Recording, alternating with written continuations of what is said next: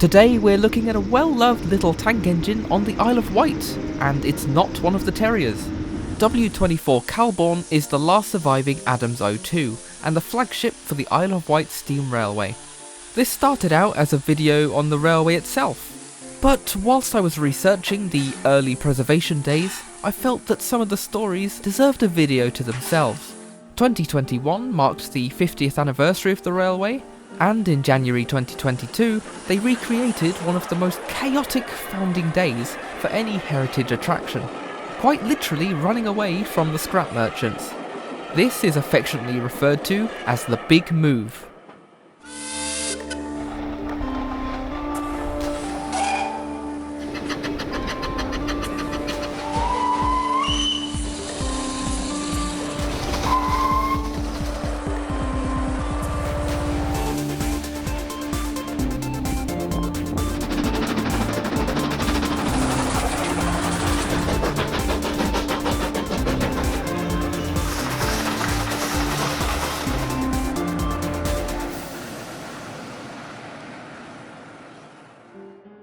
William Adams got about. He designed rolling stock for several companies, and even helped survey routes for potential lines on the Isle of Wight. One of his coaches, designed for the North London Railway, was later sold second-hand to the island, where it has been lovingly preserved today. As the chief mechanical engineer for the London and South Western, he essentially became the Stroudley of Nine Elms, because the railway was struggling to cope. London's suburbs were rapidly growing, and BT's designs couldn't keep up. It was clear that bigger, yet still compact engines were required. Adams rolled up his sleeves and expanded Nine Elms works by kicking out the carriage and wagon department to Eastleigh. Heading into the 1880s, he designed a range of engines, several incorporating his patented Adams radial bogie, not to be confused with the Adams axle, which was apparently made by someone else. He was one of those designers that found something that worked and stuck with it, so most of his creations are four-coupled engines. The T1s came about in 1888, and were just over 35 foot in length. If these were a Nintendo Switch, then the O2s that came the following year are the Nintendo Lite, because at just over 30 foot, they were just more compact versions of the same thing. Whilst this meant they had less space for coal and water, they had an impressive acceleration and were popular with crews.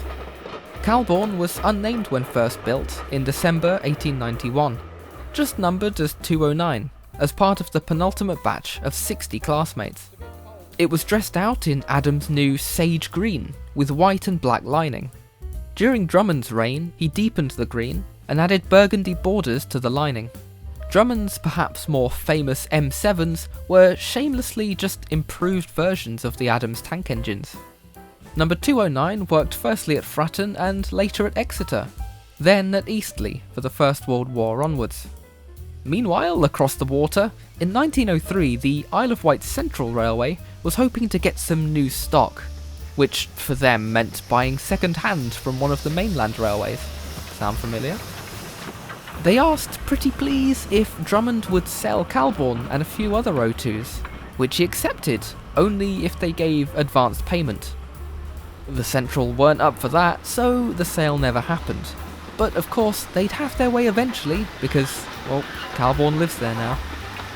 When the island's railways got merged into the new Southern Railway, they asked again if they could at least borrow two O2s, just to see if they liked them. In the summertime, when the weather is fine, like Queen Victoria, tourists liked visiting Ryde. Trains across the island's 5 major lines were packed, and the O2's quick acceleration and light weight made them perfect. So eventually, 23 of the class were sent over by ferry. Number 209 was part of the second batch after the 2 that were trials there, arriving on the 26th of April 1925, forever its new home. Now painted in Southern olive livery, some of the O2s were fitted with push-pull gear, so they didn't have to run round their trains. But the island's Terriers were more than capable of working the quieter branches on their own, and the equipment was removed by the 30s. All of the class were fitted with Westinghouse pumps though, because the island works with air brakes rather than vacuum, giving a very characteristic panting sound and very sharp brakes. Like the Terriers, they also received extended bunkers, alongside new distinctive hooter whistles. At last, the engines were gifted names after surrounding towns and villages. Calbourne was based at Ryde St John's and worked the line to Ventnor, but during the war was moved to Newport to work to Cowes. Bulleid's bright malachite green came at the wrong time, as the Second World War meant that locos were put into Southern Black, and later BR Black.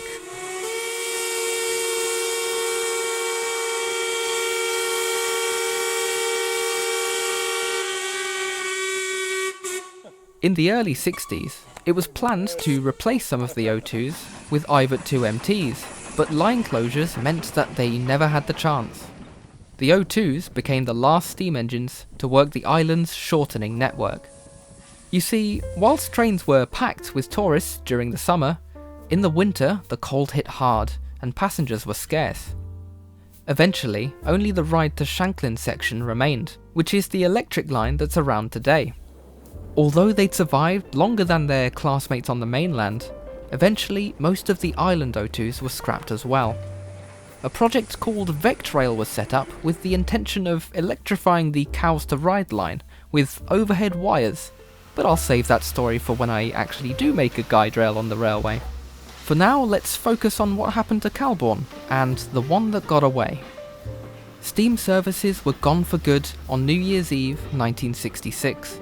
Teenagers Ron Strutt, Ian Whitlam, David Perry and a few other friends called a meeting in London to see if they could buy a train and make a static display to remember the island's railway connection. Against all odds, two engines still remained. W24 Calbourne and W31 Chale were kept to run engineering trains whilst the Eastern Line was being electrified.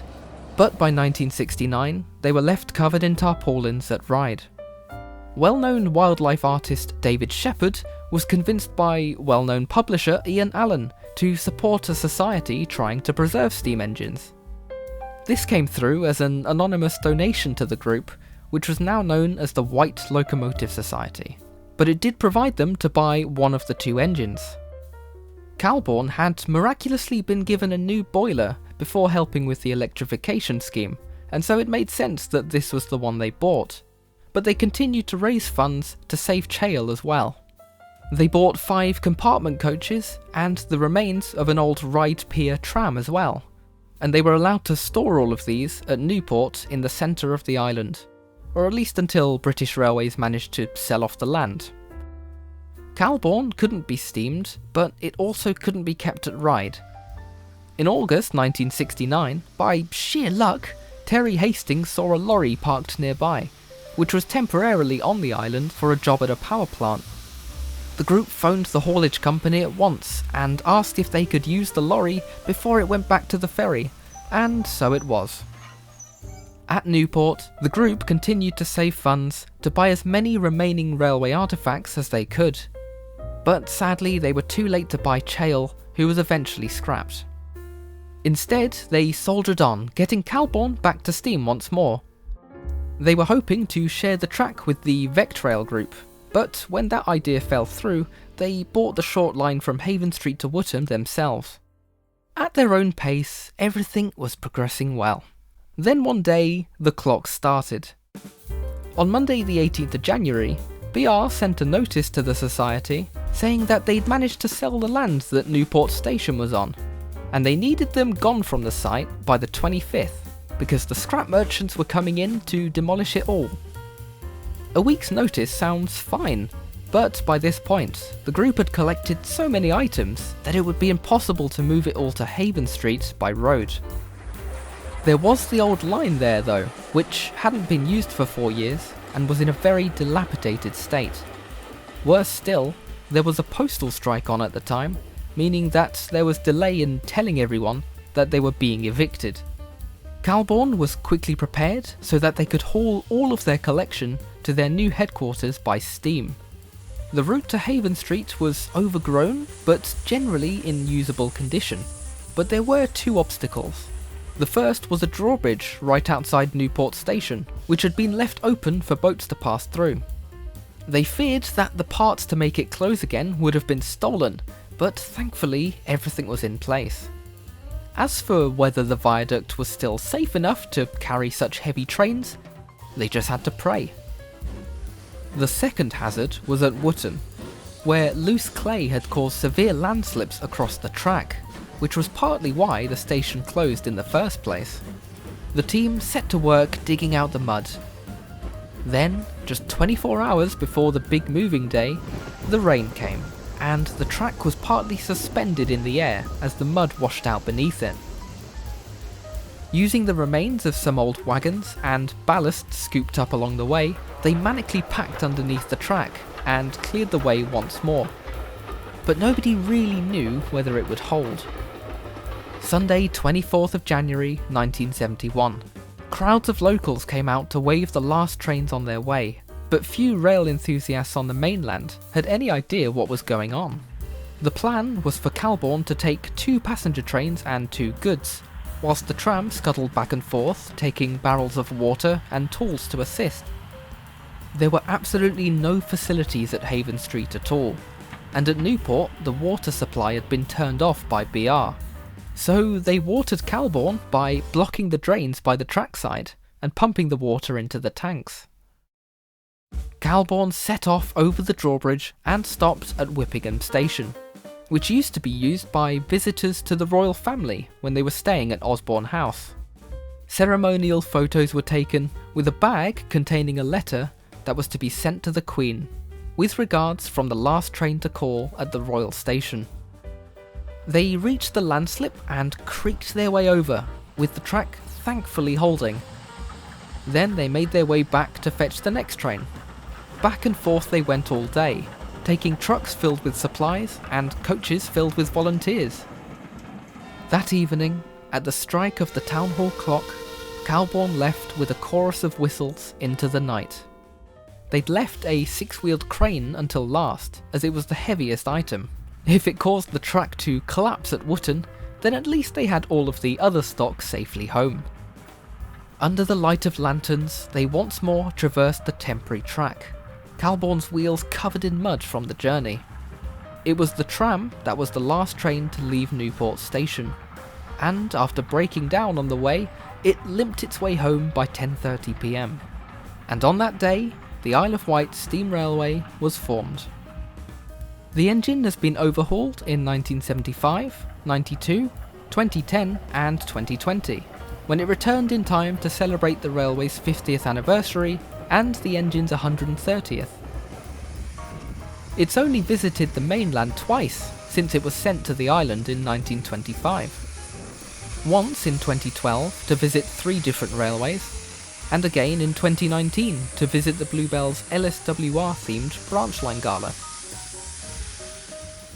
The Ryde Pier tram was also restored for the 50th anniversary, and now looks a lot more complete compared to the frames that it once was. Both ran in January 2022 to recreate the big move, and both can now be seen running between Smallbrook Junction and Wootton. There's much more to talk about with this little line, but that'll have to wait until another time. Join again next month when we look at somewhere else you can visit, or become a patron and watch the next guide rail early.